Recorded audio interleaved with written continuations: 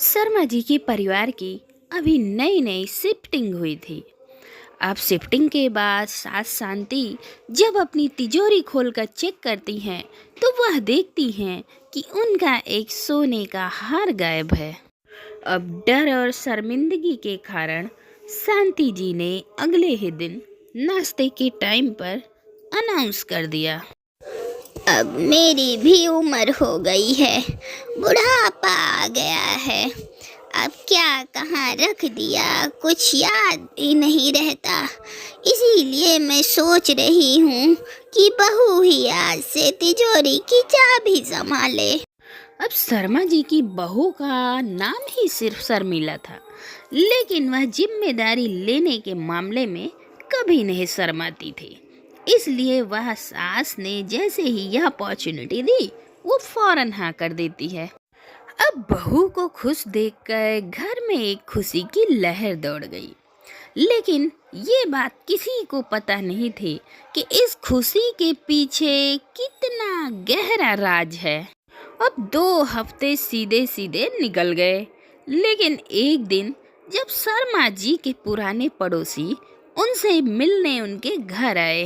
अरे शांति दीदी, अरे घर क्या बदला, आप तो हमें भूल ही गई। अरे नहीं नहीं नहीं, अरे घर पर ही इतना काम रहता है कि और कुछ याद ही नहीं रहता। और आप बताइए, आपका कैसा चल रहा है? अरे नहीं, कुछ नहीं, सब ठीक ठाक है दीदी। हमारी बेटी रुचि की शादी फिक्स हो गई है, बस उसी का न्योता देने आई हूँ। ओहो, रुचि बिटिया की शादी तय हो गई, ये तो बड़ी खुशी की बात है भाई, बधाइयाँ बधाइयाँ। अब शांति के चेहरे पे मुस्कुराहट तो थी, लेकिन अंदर ही अंदर कुछ और ही चल रहा था। अब उन्होंने सोचा कि यही समय है, सही समय है सोने के हार से पल्ला झाड़ने का।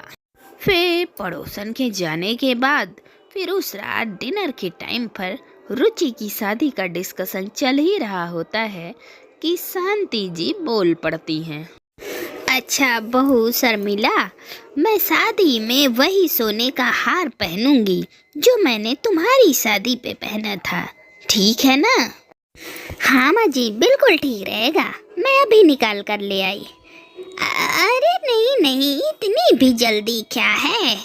अरे इनविटेशन तो अगले हफ्ते का है ना, तभी निकाल कर दे देना। ठीक है माँ, जैसा आप कहें।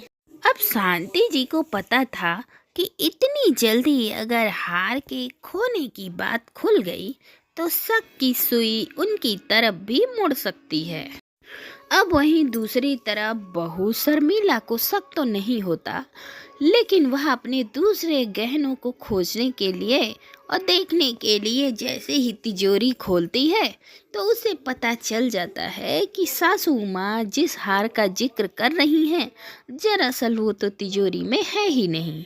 अब ये देखने के बाद शर्मिला तो बहुत टेंशन में आ जाती है। अब बहुत देर सोचने के बाद जब शर्मिला को कुछ नहीं समझ में आता तो वह अपने पति से बात करती है।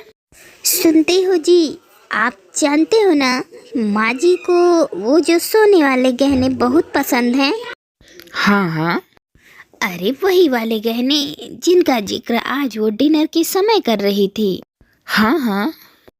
हाँ, वो गहने हैं ना माँ जी के, खो गए। खो गए? क्या? कब? कैसे? इतना जोर से मत पूछिए।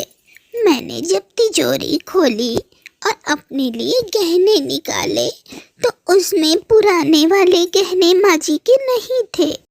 बस सारी जिम्मेदारी ओवर, टाटा, फिनिश।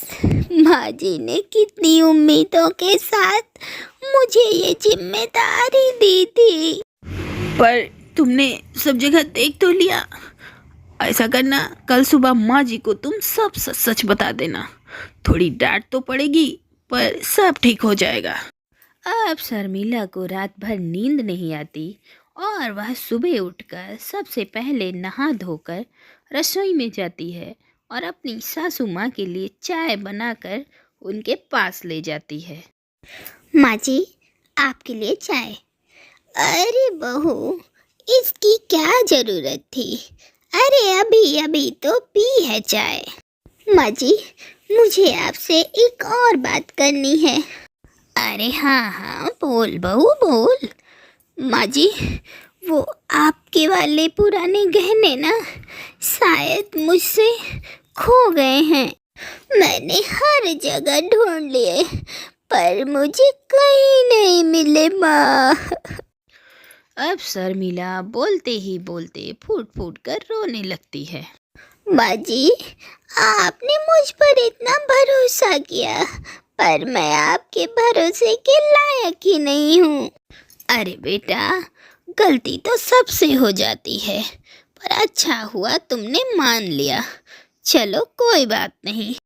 अब बहू के सामने शांति जी तो एकदम आदर्श सास बनने की कोशिश कर रही थी, लेकिन पर्दे के पीछे वो मन ही मन खुश हो रही थी कि मिसेस सक्सेसफुल। बहू, अभी के लिए तो मैं तुझसे तिजोरी की चाबियां वापस ले रही हूँ, पर मुझे एक बात की बहुत खुशी है कि तुमने इस घटना के बाद एक बहुत बड़ी सीख ली। अपनी चीजों का ख्याल रखना बहुत जरूरी होता है बहू। अब शर्मा जी और उनके बेटे भी ये सब बातें सुन रहे थे और वो मन ही मन बहुत खुश होते हैं कि शांति जी कितनी समझदार है कि ऐसी सिचुएशन में भी घर को वो कितने अच्छे से संभाल रही हैं कि तभी डोर बेल बजती है। और जब शर्मिला दरवाजा खोलती है तो वह देखती है कि दरवाजे पर उसकी ननद कविता खड़ी है। हाय माँ। हेलो पापा, भैया, भाभी। आप सबके सब बाहर ही खड़े हो। अरे क्या हुआ? आज कुछ खास हुआ है क्या? नहीं कविता दीदी, माँ मुझे बस एक सीख दे रही थी। अब इतना बोलकर शर्मिला फट से अपनी सास शांति के पैर छू लेती है। हाँ कविता, शर्मिला से माँ के कुछ गहने खो गए थे, बस उसी विषय में बात चल रही थी। अच्छा, कब और कैसे? अच्छा माँ, गहनों से याद आया, जो आपने मेरी सहेली की शादी में मुझे गहने दिए थे उसे मैं वापस ले आई हूँ। सब एकदम फिदा हो गए थे मुझ पे। अब शर्मिला की ननंद कविता बैग में हाथ डालती है और बैग में से वही हार निकालती है जो शांति जी ने अपनी बेटी को दिया था और घर में खोया हुआ माना जा रहा था। अब कविता के हाथ में सासू माँ का वो सोने का हार देखकर घर वाले सब शांति की तरफ देखने लगते हैं।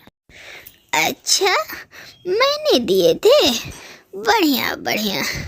अच्छा बहू शर्मिला, और बेटा एक काम कर, अब ये मेरी तिजोरी की चाबी ना तू ही रख ले। अब वैसे भी मुझे कुछ याद नहीं रहता। अब देखा, हार मैंने इसको दिया था पहनने के लिए और घर में कितना बड़ा ड्रामा हो गया। और फिर उस घटना के बाद शांति जी उस तिजोरी की चाबी अपनी बहू शर्मिला को सौंप देती हैं।